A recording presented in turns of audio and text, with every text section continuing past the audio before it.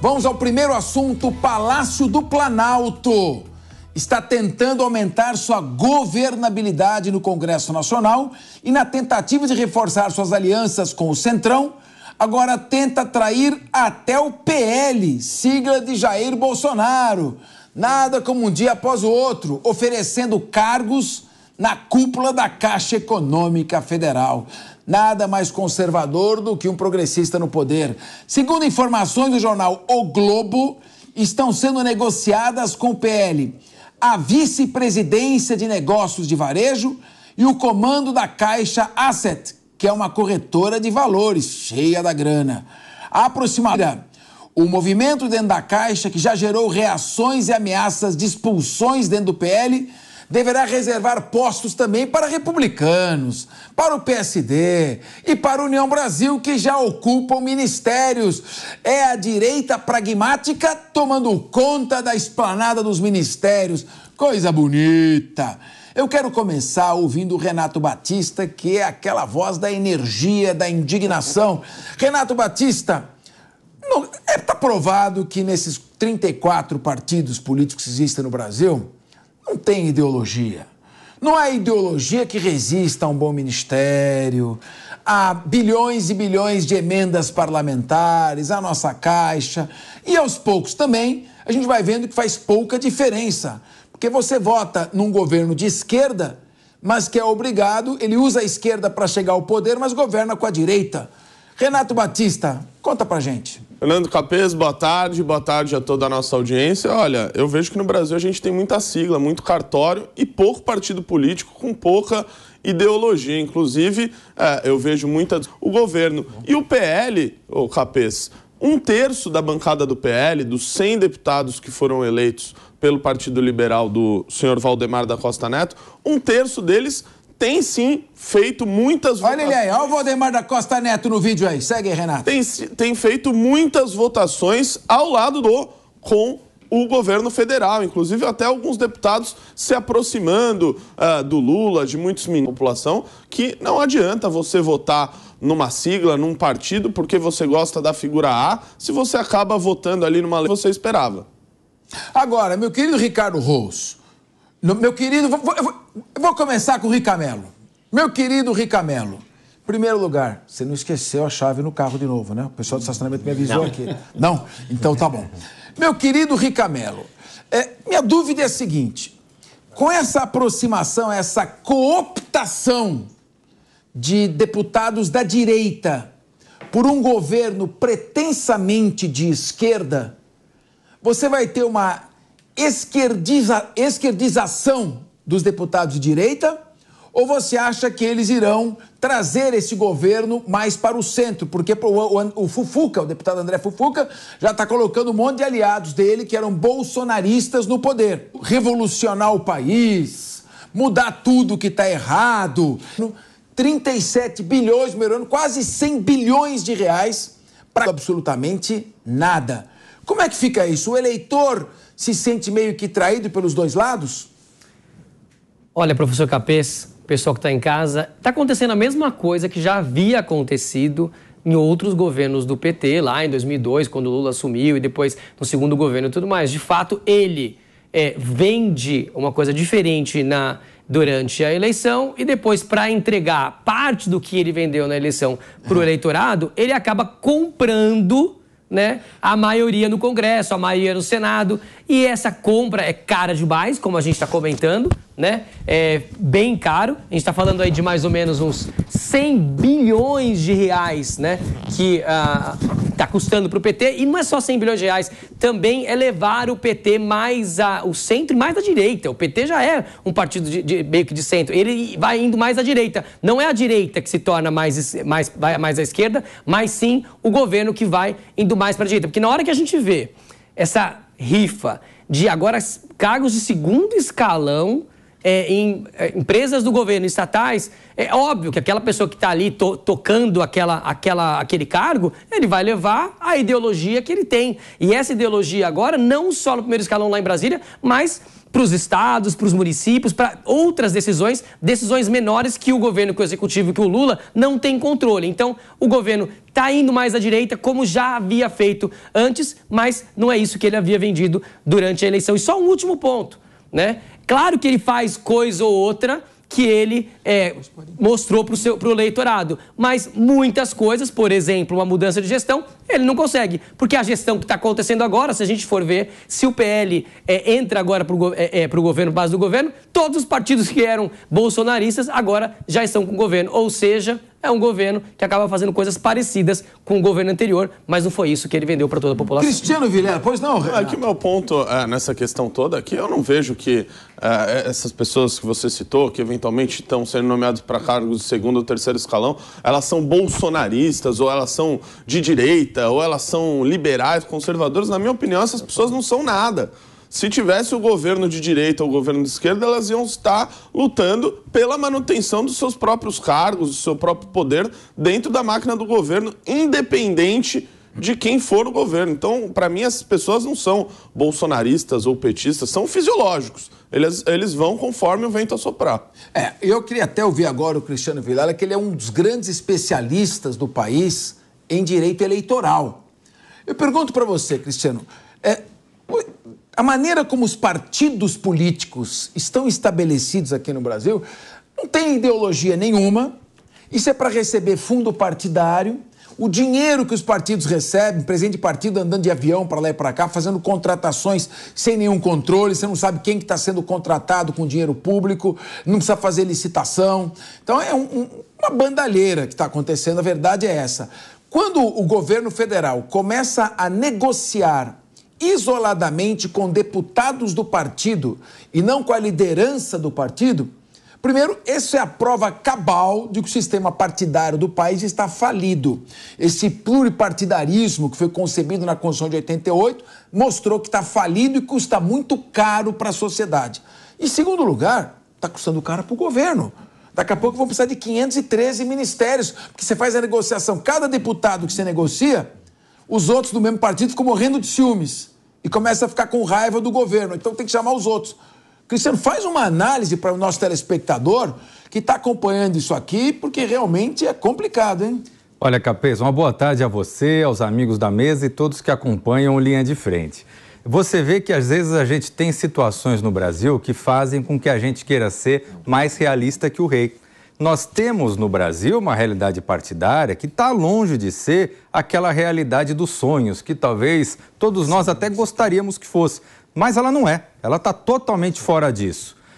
O Brasil, ele vive um quadro hoje, um quadro do ponto de vista político, de partidos que não são homogêneos, que não têm uma força do ponto de vista ideológico, do ponto de vista de posição política, e nós vivemos uma situação de partidos que são muito fortalecidos politicamente, mas que têm no seu comando caciques que permanecem no poder por muitos e muitos anos. Então hoje você tem a necessidade de fidelidade partidária. Antes, vocês que vão lembrar bem do período de 10, 15, 20 anos atrás, a gente tinha um problema do troca-troca partidário. O deputado se elegia por um, ia pelo outro, vinha, voltava, tudo mais. Olha, isso não é bom? De fato não é bom, a gente realmente não quer. Mas ele ia para o partido que, de alguma forma, atendia o que ele estava querendo naquela conjuntura. Você conseguia fazer com que os partidos tivessem um mínimo grau de fidelidade, um mínimo grau de organização. Hoje você tem a fidelidade partidária, então o sujeito não pode mudar de partido. E o que ele faz?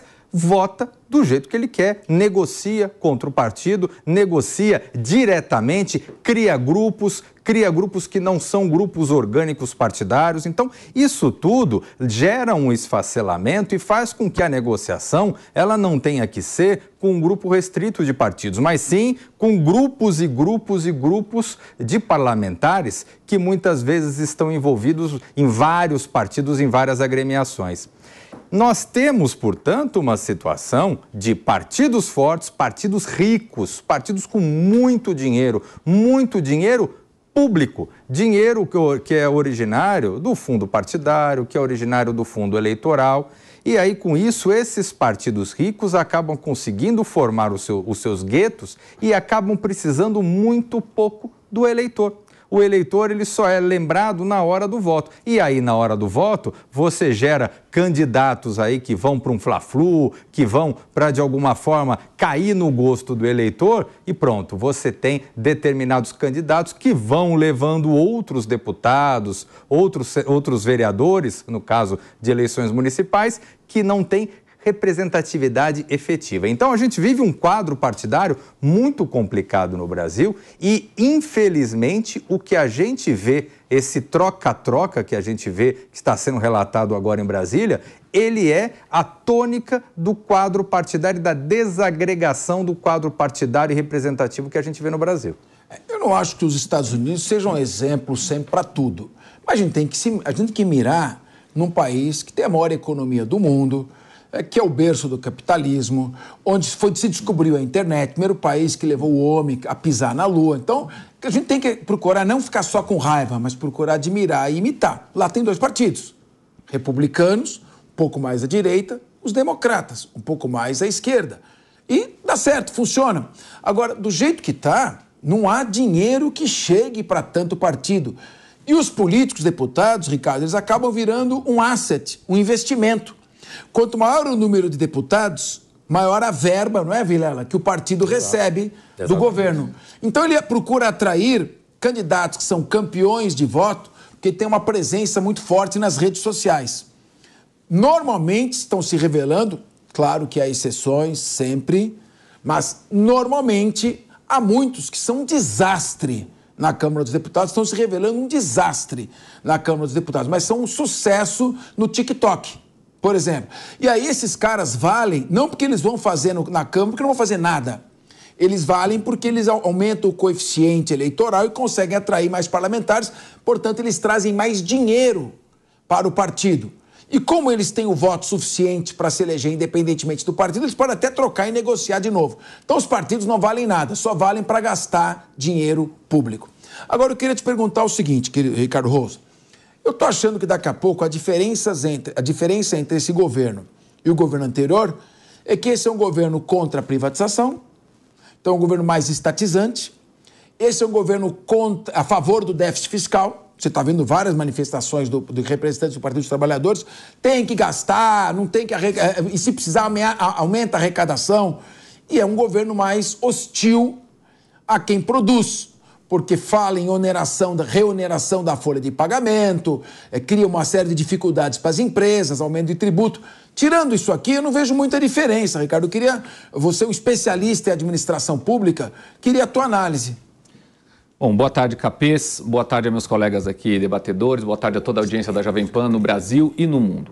Primeiro ponto que a gente tem que analisar aqui é o seguinte, Capês, um deputado que aceita assumir um cargo na Caixa Econômica Federal negociado pelo governo, ele não é um deputado de direita. Primeiro ponto. Ele pode ser oportunista, ele pode ser o nome que a gente quiser dar, ele pegou uma carona nas eleições com uma bandeira de direita, pegou uma carona porque o Bolsonaro estava no hype, ele entrou junto no Bolsonaro, que tem uma liderança muito forte no Brasil, qualquer coisa que você queira chamar, menos um deputado com princípios, com ideias de direita de fato, porque senão ele não ia compor um governo de esquerda, o governo do presidente Lula, que foi eleito com as suas propostas, e propostas das quais você, inclusive, deixou claras algumas delas, que eu concordo aqui, Capês, que são antagônicas ao pensamento da direita no Brasil. Então, o que aconteceu no processo eleitoral é que muitos partidos, como você muito bem falou aqui, Capês, que precisam, independentemente de ideologia, de deputados com voto, porque quanto mais deputados tem no partido, mais fundo partidário, mais tempo de TV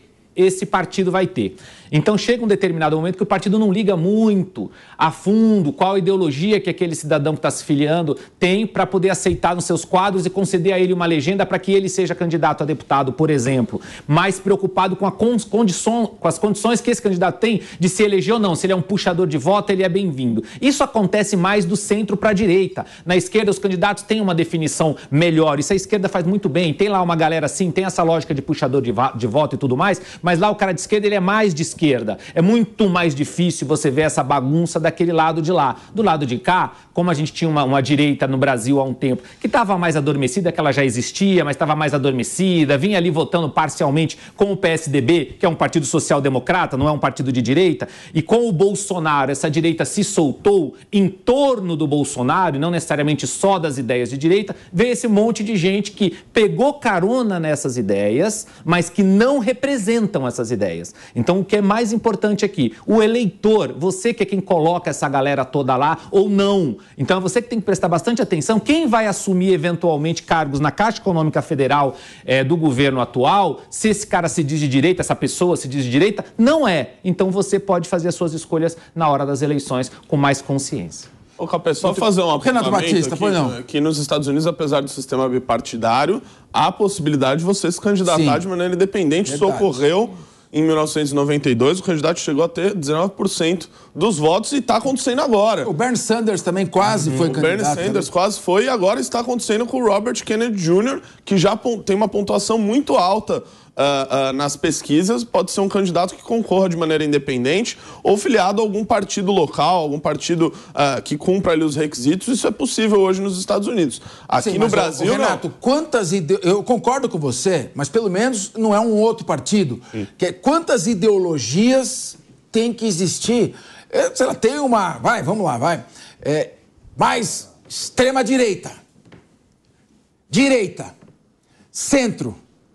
Centro-esquerda. Conservador, esquerda. liberal, Vai pôr 6 partidos. Agora, 34, isso é comissão de dinheiro público. Aí que tá o problema. Partido virou... Sabe o que o partido vira? Um táxi que você toma para poder se eleger. Não é, Renato? Aí que tá o problema. O problema é a gente bancar tudo isso. Você pega partidos aqui no Brasil, PCO, PSTU...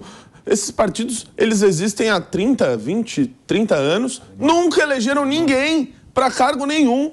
Eles só sobrevivem porque a cada 2 anos, inclusive eles, esses partidos que nunca elegeram ninguém, recebem um fundo eleitoral. O partido como o PSOL recebe 3 milhões de reais de fundo eleitoral sem ter eleito ninguém nunca na história, pessoal. Isso não faz o menor sentido. Muito bem.